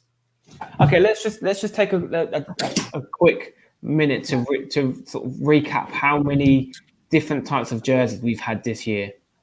So you've had the China, the Chinese Super League, the New Year one. Yeah.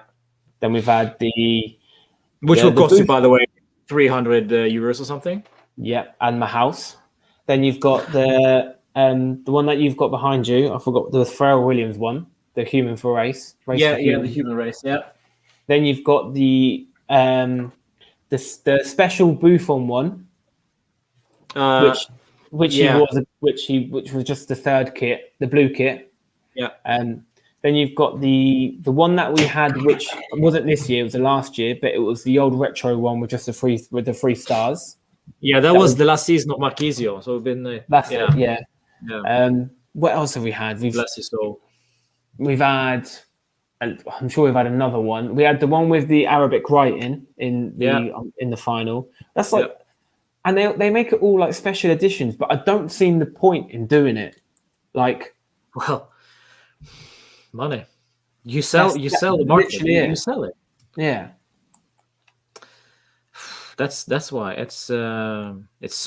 But again, I'm a shirt collector to some degree. So when I see a shirt from you, for me it's very hard not to even consider it. But at the end of the day, when this money goes to, they don't even care. I mean, when I buy their shirt, they don't even. You know what? It's just a shirt. It's before when I was younger, when I was like 10, 12, 15 years old, if I get this shirt, I was like, wow, this is my idol now. But right now I just buy it for, just putting it on the wall basically.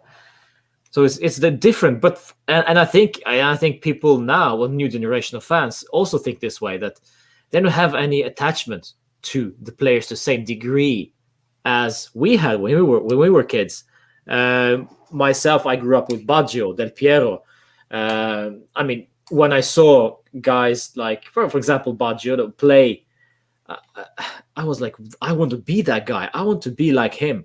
But right now, I just don't see the passion. I don't see the Messis and Ronaldos. Nobody cares about them anymore. It's the Mbappes and Holland. But is it enough? I don't know. I mean, you need to look back, like for instance, when sort of going back into sort of Baggio area, how many good players there were at that point in time, and then you compare it to how many good players there were on at this point in time. It's not comparable. Like, let's just go back to when we had Thierry Henry and like Pires and Bergkamp and things like that. You would never get 3 solid good players in one team right now. Yeah. And yeah, that's a good point. Yeah. like there's only probably if I was to pick a team that I could have 2 or 3 jerseys of based on the players' attributes, I could only probably go for City, and that would be Kevin De Bruyne and Phil Foden. I think Phil Foden's been outstanding this year. Yeah. But other than that, that's it. We've got Dybala, we've got Ronaldo. That's fair enough, and De Ligt, yeah. Well, and Chiellini as well. But I wouldn't go out my way to buy a Bentancur shirt. Oops. Have you got one? Oh no, I can see it. Oops. Well, I bought Rabiot as well, so you. Have you got a Ramsey one? No, I don't have the Ramsey one. I actually considered one at one point, but no, I can't do this to Marquisio. For me, number 8 is Marquisio. That's another thing. I think the number of who was previous has to stick with that, and I think giving Ramsey the number 8 was a big mistake, considering he was on a free transfer. Yeah, well, I don't know. It's just they were hoping to fix him with the J Medical magicians, but. That never happened. But the question from Anya there, this is not for the fans. And we're kind of talking about this right now, Anya, in regards to the fans. But who are fans? This Super League is more aimed for the new generation of fans and not so much for us old grumpy guys. But we are actually the ones who are sitting on the pile of cash. I mean, to some degree, we are the ones who are paying for the tickets. We're the ones who are traveling around. So we're still relevant. But for me, personally, I see this as passion from players is what personally drew me to football and to the club, to Juve, especially after 2006 disaster, when Del Piero, Buffon, Camoranesi, Nedved, and so on, they stayed with the club because they loved the club. Right now, when Chiellini, Buffon retire, perhaps to some degree Dybala, who can you say love the club so they can, if we are relegated by the UEFA because of this nonsense, who will stay with the club? I don't think a single guy will stay with the club just because they love Juve. That's it. I don't generally think there is. And like you say, you just look at the people you've named, 3 of them 2 of them still play now, which is Buffon and Chiellini. I don't think there is a player who wears the black and white jersey who plays for the club. And it's one of those, isn't it? But you're going to get, that's the problem. The difference is you can love the club because you're playing for them, but do you love the club? Yeah, like if you go back to the video from Agnelli speaking about the percentages wise. Yeah, let's show this again because the people are joining and probably seen this. First and foremost, we have to put the fan at the center of our thinking going forward, because the current system most likely is not delivering for the modern fan. Research shows that many traditional assumptions about fans need to change. If we look at research, we can say 1/3 of fans globally follow at least 2 clubs, and that is very different from just a few years ago. 10% of the fans follow players, not clubs. 2/3 follow football more for a modern fear, the fear of missing out, FOMO, or just because they like big events. Most alarmingly, though, 40% of the 16 to 24, the famous Gen Z, have no interest in football whatsoever. What does this say? Most likely, there are too many games that are simply and competitive. In this, I mean at both at domestic level and at international level. Fans cannot be taken for granted, and we have to deliver the best possible competition for them, or we risk of losing them. And that's why I welcome the conversations that we as ECA have had for the development of the game, both on and off the pitch. It's funny he says we as ECA, and then the next game he just craps all over them and creates his own playground. No, I know. So I worked it out. I've written down on my little notes here what he said. So a third of fans support 2 clubs. Yeah. Now let's just say those 2 clubs are in the ESL and they play against each other. Who are you going to support? Yeah. Well, yeah.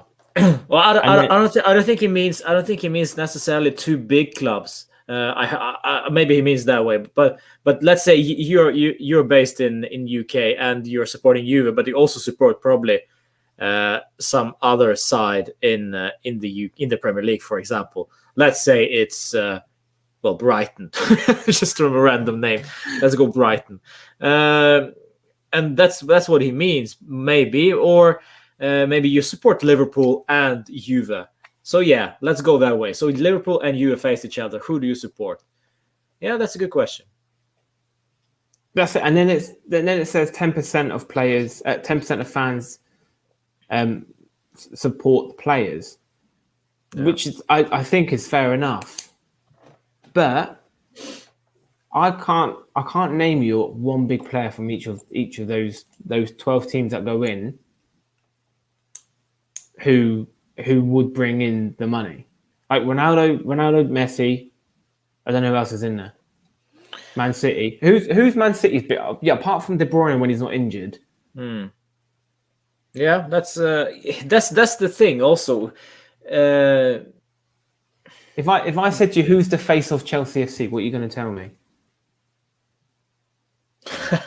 I'll say Mourinho. That's my point. Like I just.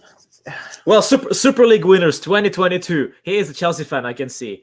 If we say who's the Chelsea face, the face of Chelsea, who is that? Mason Mount, perhaps? Maybe Mason Mount, yeah. Yeah. Maybe. But he's actually a real Pompey boy at heart. And I think if Chelsea were to go into it, Maguire for United. That's just because he's got a massive forehead, that's why. Yeah. Go back to that comment you just had a minute ago, if you can. The one from, I think it's from Amir. Yeah. As soon as I read this and he said players have an agreement, they don't shed blood, sweat, or tears for the jersey. As soon as I read that, all I can think of was Chiellini. Yeah. And I saw someone in the comments put about Chiesa being the love for the Juve. It's hard to say when it's his first year. If he's still at it within the next 2 or 3 years, then it's possible. But for now, if you look at the squad properly, Dybala would be the one. But if that was the case, why is he constantly asking for a contract renewal or a higher salary? Well, they say it's actually not true. They say he never asked for 15 million. He asked for a new contract, but he never asked for 15 million. That's what they say. But yeah, I mean, his performance against Atalanta can be criticized for hours. It was no good. But his love for the club, yeah, well, I guess he loves the club. But then again, as you say, why it takes so long for him to sign a new contract, especially during the COVID? Why don't care about the money that much, or just sign the offer which was on the table, which was 10 million from the club, and be done with it. Move forward. I remember my mate, he played professional, and I asked him a question. You've got 2 options. You can either A, play for the team you love and make little money, or you can play for a team you don't like and sit on the bench and rake in all the money. Yeah. And I said, what would you prefer to do? And he said, for me personally, I'd rather play for my club that I support and love being at. Yeah.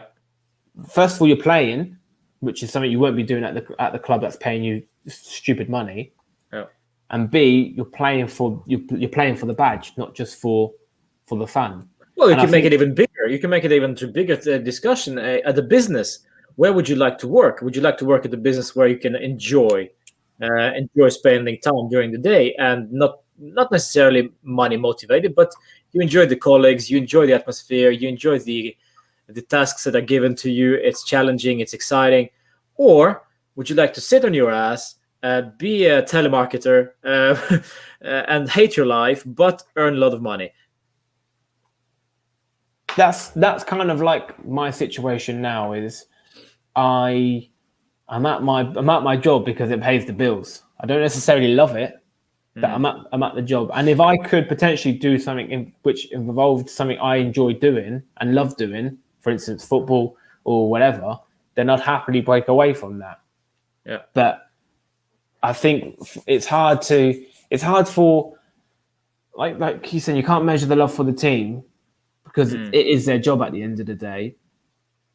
But if they do love the team, why can't they do that extra bit more? On and off the field. It's something about us when we grew up with the guys like Del Piero saying you never leave your lady. Those kind of comments. For me it's almost like as if you are not only employed by Juve, but you are married with this club. You are with this club for life, and this is the. If we're not allowed to criticize Del Piero for anything, but if we are, he set the standard for every player who plays for Juve in a number 10 shirt.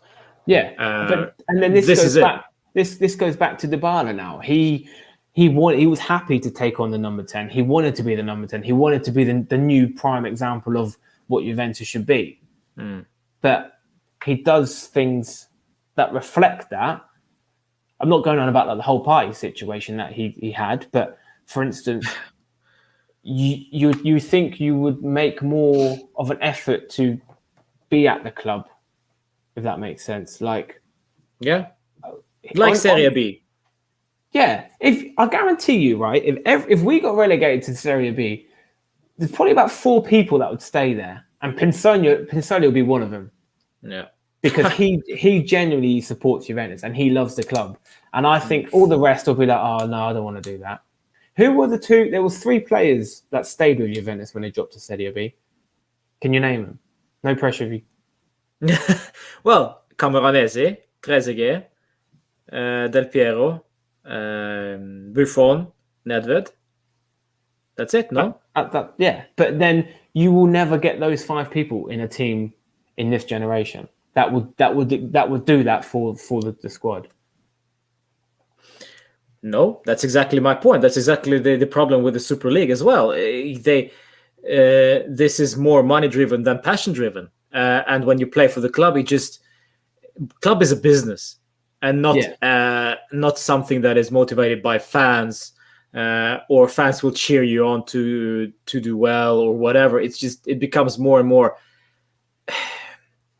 of a business, and we saw an example of that perfectly well when Cristiano arrived. The prices for ticket prices increased dramatically. Yeah, and once that happened, the stadium became quieter and quieter and quieter. Also because of the discussions with the Ultra, and Ultra were not allowed to sing the certain anthems.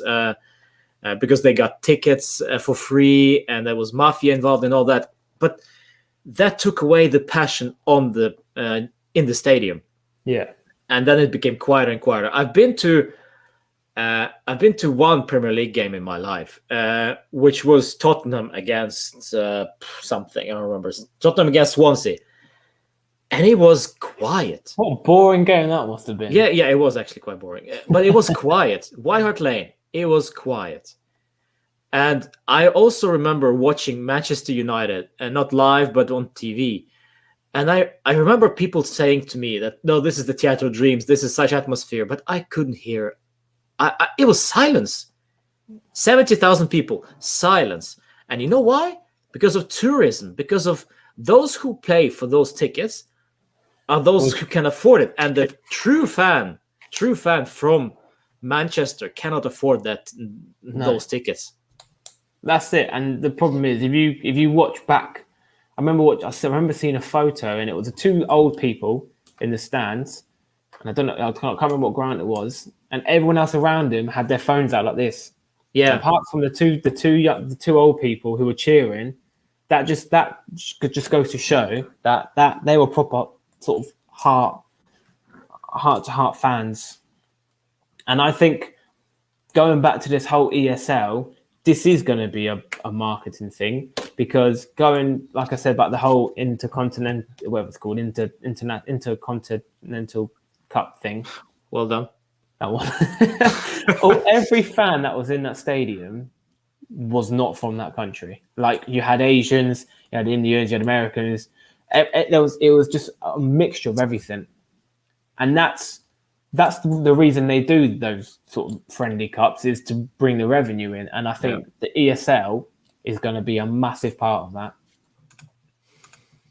Yeah, that's we'll see what happens. Let's see here. Latest, Bayern, Porto, Dortmund could return to the UEFA Champions League this season and replace Real Madrid, Chelsea, and Manchester City in the semifinals. Interesting. So who? So PSG won't win the Champions League this season. Bayern, Porto, and Dortmund will take their place. So basically, the teams who were eliminated in the quarterfinals are back. Oh, okay, that's fair enough. And realistically, 3 of them deserve it. Well, no, 2 actually, which would be Porto and Dortmund, because Bayern have enough trophies anyway. And yeah, still deserve it, perhaps. I don't know. Yeah, and Dortmund, the other day, But we'll find out soon, won't we? When it comes to Friday afternoon and Twitter's going mental.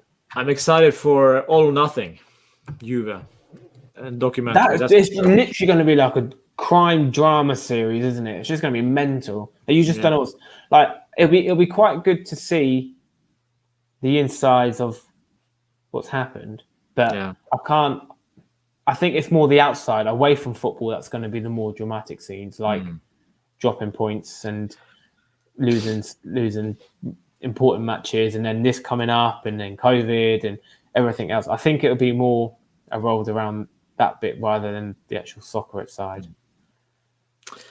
All right. We're closing in on 2 hours already. Whew, time's flying by. But before we close this session, I got to ask you, Jordan, do you think the last games, I think we have 7 games left, or some 7-8 games of this Serie A season, do we bother watching?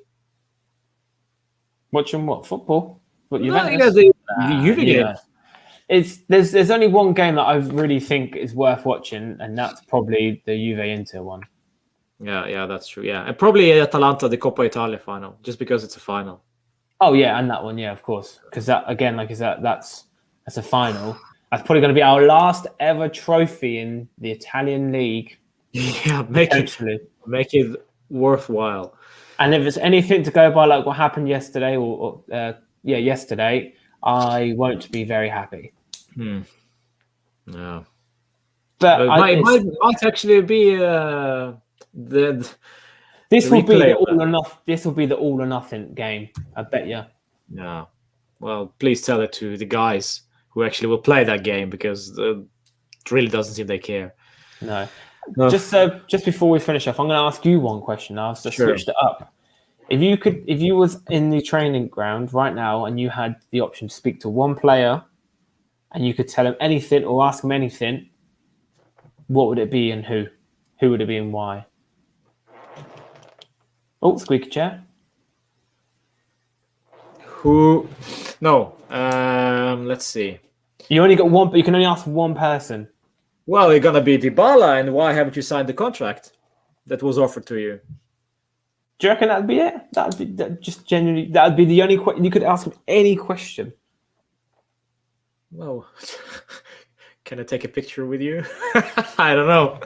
You'll obviously get your picture. But like for instance, for me, it would be like a genuine, like not like a trick question, but I'd like Dybala, or even let's just say Rabiot. I'd say, why do you wear that shirt? That would be my sort of question. Wow. What makes you wear that It's shirt? because they give me money. I let you flick my hair about They take my hair and look like Super Saiyan and they eat croissant. Oh dear, That was actually quite good.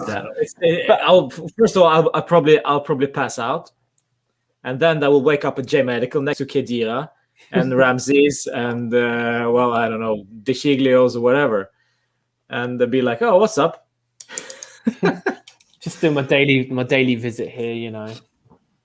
But yeah, there we go. Geralt of Rivia, alive and living. We gotta finish up with the Geralt of Rivia, The Witcher. Let's face it, Serie A is a poor league, and Juventus, Milan, and Merda will never be able to financially compete with the Premier League team without the Super League. That is true, but to go to this degree of nonsense of Super League is a bit harsh. A change up of, for example, the Champions League, the salary cap of across the board, including Premier League, maybe do some good. But no, we decided to do with the Super League. I don't know. Jordan, do you agree? I think the thing is that when you look at it, in the recent years, the Serie A has become not as much as the MLS. I'd say it's in regards to sort of age-wise, but it seems to be now people are looking more towards ending their career in Italy rather than in England. But then saying that, I mean, you've just got to look at Inter Milan, and that team is pretty much Man United 0.20, because it is literally Sanchez, Lukaku, is it Darmian? Darmian's there. Who else is there? But yeah, so at Inter Milan. But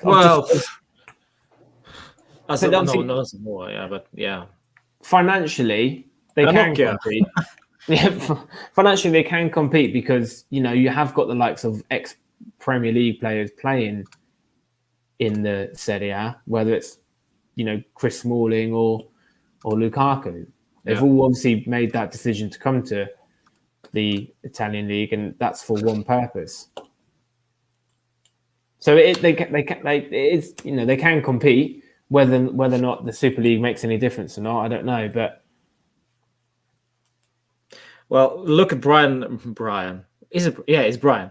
Brian Reynolds, the guy from FC Dallas or whatever. He arrived at Roma.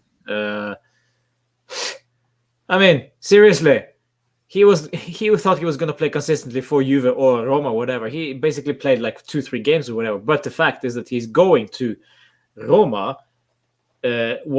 Basically confirms that means he wants to play at the highest possible level. But if you're going to, for example, Juve, who are playing in the Super League, I mean, what's the point? You're never going to play in the Super League because you're not good enough. So what bother? You're never going to go to Juve. You go to Sassuolo's or Bologna's. Yeah. Play there. And I mean, for this comment from Geralt in regards to Serie A as a poor league, well, Serie A was in a disaster before Juve started dominating, actually, because we set the presence, we set the default in terms of, okay, this is a standard, try catch us. But before that, it was all over the place. It was really all over the place with Merda winning the treble, but after that, it just disappeared completely. Yeah. So no follow-up from that as well. And wow. All right. So, my friends, 1.5, almost 2 hours gone. Jordan, thank you so much for joining. 2 hours flew by. It's been a pleasure. And don't forget, I'm gonna send you my drawing as well. Yeah, please do. Please do. Yes. Can we sign it quickly? Yeah. Can you print it in? I would like it in A3 format. You get what you're given. Yeah. Thank you. Thank you, sir. All right. Thank you for having me, Rob. Appreciate it. Sure, no problem. It's great fun, and we'll speak to you again, hopefully. Might block you on Twitter now. Yeah, well, why? What did No, I I'm do? joking. Nothing. That's it. No, you've been good. I've really enjoyed it. To be fair, Yeah, I didn't nice. genuinely think it would be 2 hours, but like I said, it's gone super quick. Yeah, it is what it is. When we love football and talk football, it's gonna flow by. And we actually barely even touched on football, present day football with Juve, because that's a totally different topic with the nonsense about how we're playing these days. But maybe we'll do this some other time.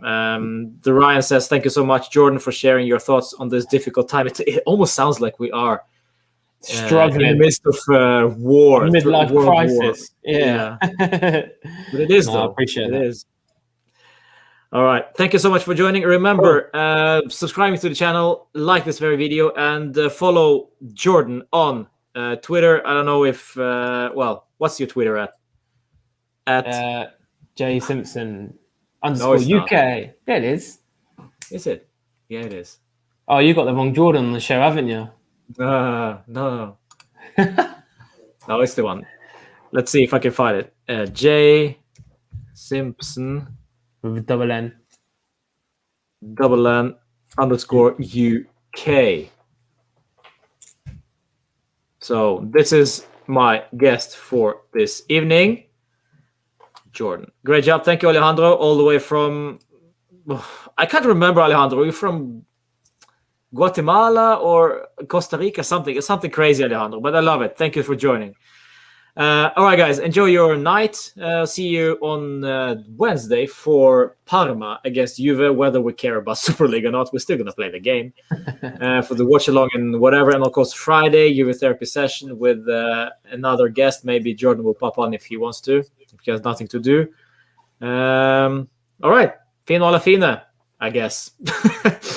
Forza. Cool. Juve. See you later.